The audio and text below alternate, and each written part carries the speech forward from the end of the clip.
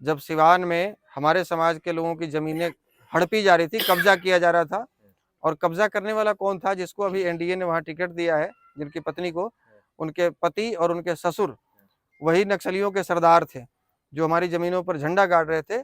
और हमारे आगे जब कोई लड़ने वाला नहीं था तो ढाल बनकर शहाबुद्दीन साहब वहां हमारे आगे खड़े रहे और नक्सलियों को वहां से खदेड़ा, उनका अस्तित्व मिटा दिया। तो आज उनका कर्ज हमारे ऊपर है, हमारे समाज के ऊपर है, और हम इस समाज का संगठन चलाते हैं। तो लोगों से हमने अपील किया है कि पूरी ताकत झोंक दीजिए, और ये मौका है कि आप दिखाइए कि भाई हम नमक हराम नहीं, नमक हलाल लोग हैं और नमक का हक अदा करना जानते हैं। यदि आप हमारे बुरा समय में खड़े हुए हैं तो हम आपके बुरा समय में दुगनी ताकत के साथ आपके साथ खड़े होंगे। हर जगह जाते हैं हम, चाहे वो भूमिहारों का गांव हो, चाहे ब्राह्मणों का हो, चाहे सवर्णों का, अन्य जातियों का हो, या शेख सैयद पठानों का हो, या दूसरे। हमारा एक विजन स्पष्ट है, क्लियर है, कि आज के 40-45 साल पहले, हालांकि उसको और ज़्यादा डिटेल में हमारे उमर साहब समझा पाएंगे क्योंकि ये उस पर रिसर्च ही कर रहे हैं लगातार, लेकिन हम जितना समझ पाए हैं, ये तो काफ़ी पढ़े लिखे हैं, हम उतना पढ़े लिखे नहीं है, हम आपके पड़ोस के हैं, लेकिन हमारे पास ज़मीनी अनुभव है। और 4-4.5 हजार गाँव का हमने अब तक दौरा किया है पिछले 12 साल में। सेना में बतौर सैनिक, बतौर सिपाही 2002 में हम भर्ती हो गए थे, 16 साल 2 महीने में। जम्मू कश्मीर के बारामूला, रजौरी, पुंछ, मेंढर सेक्टर में हम साढ़े 8 साल में लगभग 6 साल बिताया हमने। और वहाँ से मुझे लगा कि मेरे हिस्से में जितनी देर सेवा करनी थी हमने की, उसके बाद रिजाइन देकर चले आए और इसमें लग गए। यहाँ हमने देखा कि आज के 45 साल, 40 साल या 50 साल के आसपास, उस समय पहले हम लोग बिहार में बिहार की राजनीति में केंद्र बिंदु हुआ करते थे, सेंटर, मतलब जो हम लोग चाहते थे वही होता था। हम मुस्लिम और ये सामान्य वर्ग की बात करें, जो हिंदू और ये मुस्लिमों की, हम लोग केंद्र बिंदु थे और जो चाहते थे वही होता था। लेकिन एक मंडल कमंडल के बाद ये एक ऐसा दौर आया कि हम लोग, खास करके गलती हमारे से ही हुई कि हम लोग कमंडल लेकर दौड़ने लगे और अपने मूल उद्देश्य से भटक कर हमारी ट्रेन जानी थी दिल्ली की तरफ और हम ट्रेन पकड़ लिए हावड़ा जाने वाली, और हम हर रोज दिल्ली से 2 कदम दूर जा रहे हैं, हावड़ा की तरफ बढ़ रहे हैं। और हम यही कोशिश कर रहे हैं कि हमारे समाज के लोग वापस अपना ट्रैक बदलें और दिल्ली की तरफ चलें। और इसका फायदा 2 पार्टियों ने बखूबी उठाया, एक तो भारतीय जनता पार्टी ने और दूसरा राष्ट्रीय जनता दल ने। और दोनों पार्टियों में हम बंधुआ मजदूर बनकर रह गए, एक राष्ट्रीय जनता दल के और दूसरा भारतीय जनता पार्टी के। और इसका जीता जाता उदाहरण यह है कि कभी 9 सीटों पर भूमिहार चुनाव लड़ते थे बिहार में लोकसभा पर, कभी मुजफ्फरपुर, वैशाली, मोतिहारी, महाराजगंज, पाटलिपुत्रा, ये सारी सीटें हमारी हुआ करती थी। और अब तो जहानाबाद की बारी, और यदि इस बार चूक गए तो अगली बारी नवादा, मुंगेर और बेगूसराय में 3 में से फिर कहीं से एक कर दी जाएगी। तो कहीं 9 में से 3 पर हमें समेट दिया गया। किस लिए? कि भाई ये जाएंगे कहाँ, इनकी मजबूरी है कि लालू के साथ जा नहीं सकते। हमें लालू का डर दिखाया जाता है कि आप लालू के साथ जा नहीं सकते, ये उधर जा नहीं सकते, तो इनकी मजबूरी है हमें।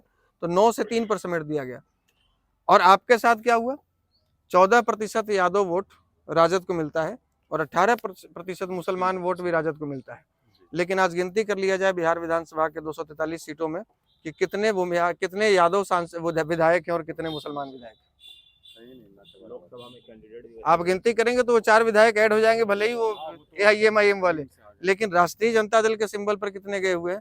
और आज भी जिनको टिकट मिला है राष्ट्रीय जनता दल से लोकल, ये जो लोकसभा चुनाव में, वो समझिए तो 1-2 यदि मुस्लिम उसमें दिख भी रहे हैं तो वो बिल्कुल उनके पॉकेट वाले हैं। सरोज जी, 90 का वो दौर कमंडल और मंडल का दौर रहा था। 90 के बाद जो है बिहार में मंडल की राजनीति को उत्थान मिला। ठीक कुछ साल के बाद, अब पिछले साल की बात करें तो पिछले साल भी जो है जातीय जनगणना हुआ और ऐसा लगा कि मंडल 2.0 है, वो है। तेजस्वी जी और नीतीश जी जो है वो जाति आधारित गणना के बाद सबको समान अधिकार, मतलब जिसकी जितनी हिस्सेदारी आबादी है उसके हिसाब से हिस्सेदारी मिल रही है। तो जो लोकसभा में जिस तरीके से टिकट बांटा गया है, क्या लगता है कि मंडल 2.0 वाकई में राजनीति हो रही है उस पर, या सिर्फ ये एक दिखावा है? देखिए, मंडल का भी फायदा नहीं मिला और मंडल 2 कर ले, 3 कर ले, 4 कर ले, उसका भी फायदा नहीं मिलेगा। मंडल कमीशन क्यों लाया था वीपी सिंह ने, वीपी मंडल ने? कारण क्या था कि मैं प्रधानमंत्री बना रहूं, पिछड़े समाज के जो को 27% वोट मिले, रिजर्वेशन मिलने के बाद वो सारा समाज हमें एक मुश्त मतदान करेगा और हम मरते समय तक कुर्सी पर ही मरेंगे। लेकिन रिजल्ट क्या हुआ?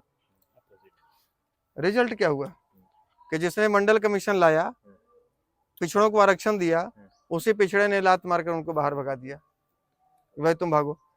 तो ये जो मंडल 2 खेलना चाह रहे हैं, इनका भी हाल वही होगा, क्योंकि ये जितनी जातियों में बांटे हैं, अब ठीक है, अति पिछड़े जातियों की संख्या बताएं 36% बिहार में, तो अति पिछड़े के लोग अपनी भागीदारी सुनिश्चित करेंगे ना, वो तो मांगेंगे मेरा हक कहाँ है।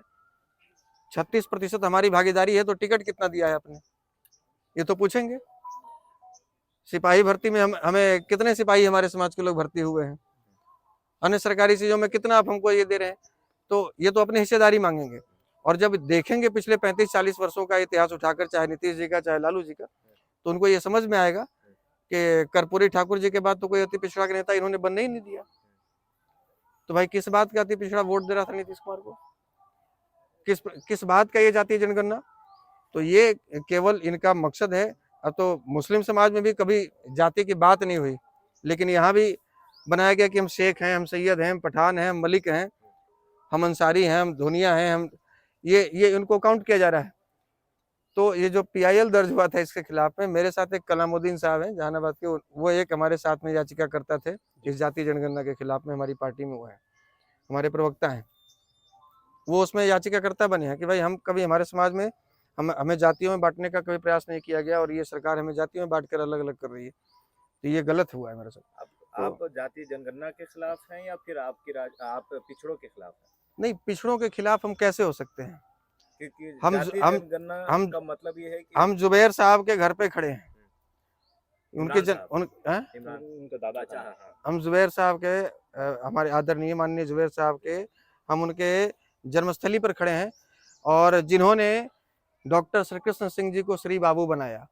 अभी गार्जियन हमारे कह रहे थे कि अपनी आत्मकथा में डॉक्टर श्री कृष्ण सिंह जी ने लिखा है कि जुबैर साहब ने डॉक्टर श्री कृष्ण सिंह को श्री बाबू बनाया, और उस श्री बाबू को हम अपना आदर्श मानते हैं।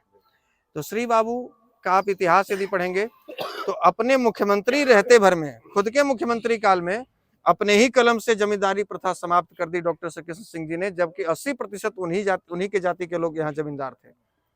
तो हम कभी पिछड़े दलित, मंदिर में प्रवेश दिया, देवघर मंदिर में, देवघर के मंदिर में वहां के कुछ तथा कथित सामंती लोग, जो 2-4 गिनती के लोग थे, जिनकी वजह से पूरा सवर्ण समाज, चाहे वो मुस्लिम का हो चाहे हिंदू का है, जो बदनाम था सामान्य वर्ग कि ये तो सामंती हैं, ये तो शोषक हैं, ये तो मनुवादी हैं, जो लोग कहते थे, इस मिथ्या को उन्होंने तोड़ा, और तमाम विरोध झेलने के बाद 700 लोगों को एक दिन में देवघर के मंदिर में प्रवेश करवाया, और पूरे दुनिया को यह संदेश दिया कि अल्लाह पर, भगवान पर जितना अधिकार भूमिहारों का है या राजपूतों का है, पंडितों का है, उतना ही अधिकार दलितों का भी है, पिछड़ों का भी है। तो हम उनको आदर्श मानते हैं, केवल उनकी तस्वीर कार्यालय में सजाने के लिए नहीं, उनके दिखाए रास्ते पर चलने के लिए, उनके विचारों को यहाँ रखने के लिए, और यहाँ रखकर हम लोग चल रहे हैं। तो हम लोग कभी किसी जाति का विरोधी हो ही नहीं सकते। हम उसी अरवल क्षेत्र से हैं, इसी अरवल क्षेत्र से जहाँ हम खड़े हैं। हमारे यहाँ हम लोग खेतीहर लोग हैं, हम किसान लोग हैं। हमारे यहाँ जब खेती होती है तो वो कटनी होती है धान की, गेहूं की, 5 बोझा खेत में छोड़ दिया जाता है पचपौनिया के लिए। जो नौवा, धोबी, कुम्हार, कहार जो जाति के लोग होते हैं, 5 बोझा खेतों में छोड़ दिया जाता है उनके लिए कि आप ले जाइए, आपके पास जमीनें नहीं है, आप क्या खाएंगे। तो हमारे पूर्वजों ने ये सिस्टम बनाया है, तो हम उनके विरोधी कभी हो नहीं सकते। लेकिन हमारा ये कहना है कि जो हमारा अधिकार है वो हमें मिलना चाहिए। अभी देखिए आप 15-20 दिन पहले की बात है, बिहार में स्वास्थ्य विभाग में वैकेंसी निकली, 4500 वैकेंसी, और जनरल कोटे के एक भी सीट नहीं थी। सही बात है। अब वो जनरल कोटे में मुस्लिम समाज के भी लोग होंगे, भी हिंदू समाज के भी लोग होंगे, इधर शेख सैयद पठान होंगे, उधर भूमिहार ब्राह्मण राजपूत कायस्थ होंगे, एक भी सीट जनरल की नहीं। मेरा ये कंसर्न नहीं था कि आप दलितों को, पिछड़ों को, या दूसरे अति पिछड़ों को या महादलितों को क्यों दी, ये उनका अधिकार है, उनको बिल्कुल दीजिए। लेकिन भैया मेरा अधिकार कहाँ है, इसमें हमारा भी तो कुछ हिस्सेदारी है। ये मेरी हिस्सेदारी कहाँ है? आज 4500 बहाली आप निकालें, एक भी सीट नहीं दे रहे हैं, कल 45,000 निकालेंगे, किसी ने कुछ नहीं बोला। सबको टिकट चाहिए, सब केवल वोट की राजनीति कर रहे हैं, लेकिन अपने बच्चों का गला घोटकर हम वोट की राजनीति करके ही क्या करेंगे? लानत है ऐसी राजनीति पर। हमने 3 दिन तक ट्विटर पे ट्रेंड करवाया, सवर्ण विरोधी बिहार सरकार, सवर्ण विरोधी बीजेपी, सवर्ण विरोधी बीजेपी, सवर्ण विरोधी बिहार सरकार। हमने 3 दिन तक ट्विटर पे पूरे इंडिया में नंबर 1 तक ट्रेंड करवाया। नंबर 1 में उमर साहब देखें, और ट्विटर पे लाइव आकर हजारों लोगों ने सम्राट चौधरी को मेंशन किया, चूंकि उप मुख्यमंत्री और स्वास्थ्य मंत्री सम्राट चौधरी हैं। और हमने अब उसको ऐलान कहिए और उसको आग्रह कहिए या धमकी कहिए, लेकिन धमकी भरे लहजे में ही कहा कि पूरे बिहार में कल एनडीए सरकार का पुतला दहन हम लोग करेंगे, और ये कसम खाएंगे कि जब तक हमारे रगों में खून दौड़ रहा है तब तक हम लोग कभी एनडीए को समर्थन नहीं करेंगे, भारतीय जनता पार्टी को वोट नहीं करेंगे। आपको हम हाथ पकड़कर सत्ता पर बैठाएं और आप हमारे भविष्य का गला घोटे, तो ये वो समाज है कि हाथ पकड़कर सत्ता पे बिठाया तो हाथ पकड़कर सत्ता से नीचे उतार नहीं सकता है। और इसका परिणाम हुआ कि 72 घंटों के भीतर वो नोटिफिकेशन रद्द हुआ और वो बहाली कैंसिल कर दी गई। तो आप बोलेंगे नहीं तो आप गूंगे कर दिए जाएंगे, आपकी आने वाली पीढ़ियां गूंगी हो जाएंगी, और आने वाली पीढ़ियों को कभी आप जवाब नहीं दे पाएंगे। आपकी आने वाली पीढ़ियां पूछेंगे कि आपने क्या किया हमारे लिए। आशुतोष जी, जहानाबाद में ज्यादातर जो लड़ाई यादव और भूमिहारों के बीच में रही है, टिकट भी जो है यादव या फिर वहां से जो कैंडिडेट भूमिहार के रहे 2019 में जो है एक नया जो प्रयोग किया गया जिसमें एनडीए सफल रही है। इस बार क्या लग रहा है कि जहानाबाद से इस बार सुरेंद्र जी रहेंगे या फिर भूमिहार समाज का कोई व्यक्ति? देखिए, आप चुनावी मैदान में तो आप उस सीट को निकालेंगे। देखिए, यहाँ पर एक एनडीए प्रत्याशी की भी चर्चा हो जिनकी आप कर ही नहीं रहे, क्योंकि हमको पता है कि वो चर्चा से बाहर हैं। हमें पता है कि वो चर्चा से बाहर हैं, वो तीसरे चौथे नंबर के प्रत्याशी हो चुके हैं अभी। और बात रही यहाँ पर, यदि 3.5 लाख वोटर भूमिहार हैं और लगभग इतने ही यादव हैं, तो जाहिर सी बात है कि यही 2 लोगों के बीच में लड़ाई होगी। और लेकिन ये तय करेगा अल्पसंख्यक समाज का वोट, माइनॉरिटी का वोट ये तय करेगा कि यहाँ का सांसद कौन बनेगा। 3.5 लाख यदि राजद के साथ में यादव खड़े हैं, सुरेंद्र यादव के साथ में यादव खड़े हैं, तो 3.5 लाख भूमिहार आशुतोष के साथ में खड़े हैं। अब जिनके साथ में अल्पसंख्यक लोग जाएंगे, ये तय यही करेगा कि यहाँ का सांसद कौन बनेगा। ये तय करना है आप लोगों को, ये तय कीजिए। सिवान आप कहते शहाबुद्दीन साहब का गढ़ कहा जाता है, शहाबुद्दीन साहब का घर कहा जाता है, तो क्या ये मुसलमानों का वोट लेने के लिए एक पॉलिटिकल स्टंट है या फिर कोई? जी नहीं, हम अपना फर्ज अदा करने गए थे, हम अपना फर्ज अदा करने गए थे।